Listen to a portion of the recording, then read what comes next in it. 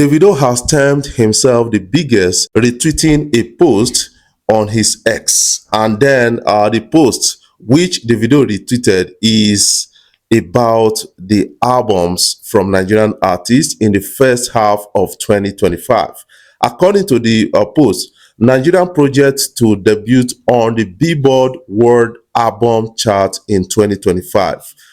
These are their positions. Based on the positions of different albums released by Nigerian artists, you will get to understand that Davido is really on top, followed by a person of her, Burna Boy with number 3, no sign of weakness. Davido's 5 got number 2 spot. I think these are some of the two prominent albums by Nigerian artists in the first half of 2025, because often a lot of people tends to compare the successes of Davido and Burna Boy in most cases. And then we got Olamide debut on number 3. Olamide with his self-titled album, and we got number 8, Children of Africa, is an EP. That is actually massive for Sheyi or so, and a lot of people are now talking about that. And we still got Gen Zs from a person of Zeno. And then we got number 9 also, Captain, that is Buju Benson, drop that. We got number 20 on Cocaine, Lemon Chase EP. That is actually massive to an extent, and a lot of people are now responding to that. But based on this list, the important one that is being discussed is number 2 and number 3. That is 5 album and number 3, which is No Sign of Weakness of Burna Boy's album.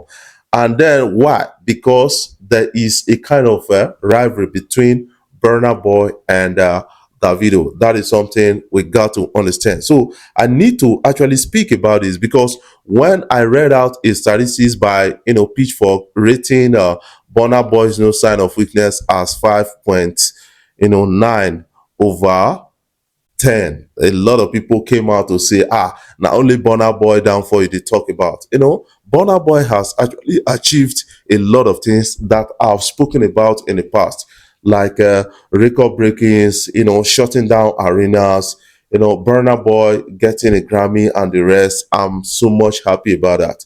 But this is another important rating, because Burna Boy needs to listen to all this kind of statistics so that he can really adjust very well. According to them, they said, unlike Burna Boy in the past, this time around, Burna Boy is struggling to prove himself.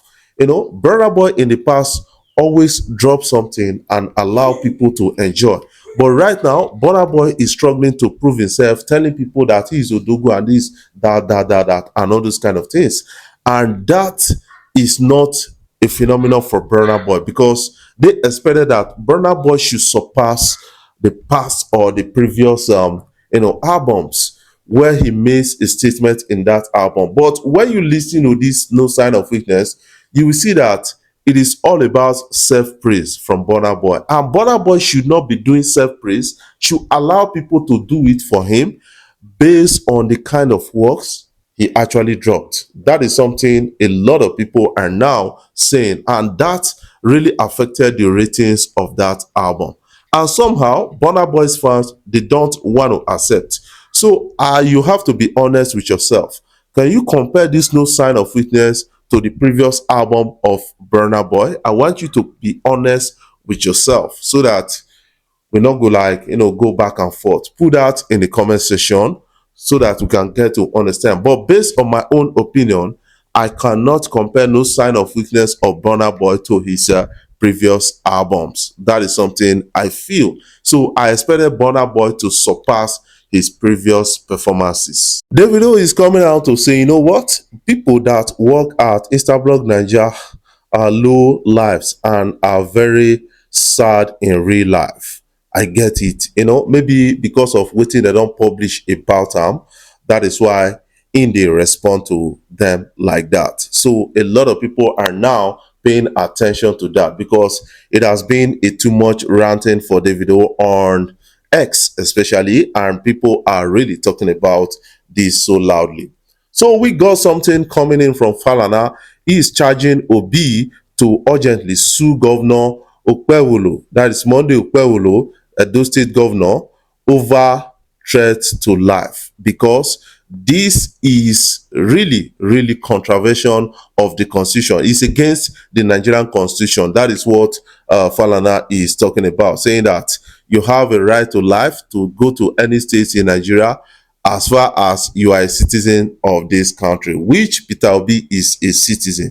So I think the governor is not sound enough to understand the implication of what he has said against Peter Obi. That is something I feel about that. And this is quite disturbing. And a lot of people are now responding to this. So what is your own take about this?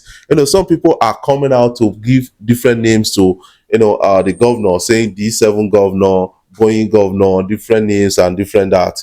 But the threat to Obi's life is something that is really making the opposition angry. And the lives of Atiku Abubakar and a lot of others are saying that a threat to Obi is a threat to us all. That is what they are saying. And they are demanding apology from the governor. And the governor is stubborn about it.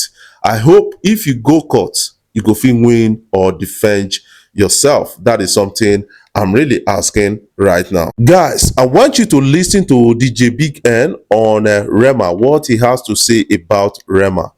Whether you will agree with him or not. Let's listen together. Talk to me about how much of a genius this young man is. So the thing about Rema is, same thing I said in the last interview. Rema is somebody who, in 2027, the greatness of Rema that we all will consume and be like, damn, what's this? He already knows it.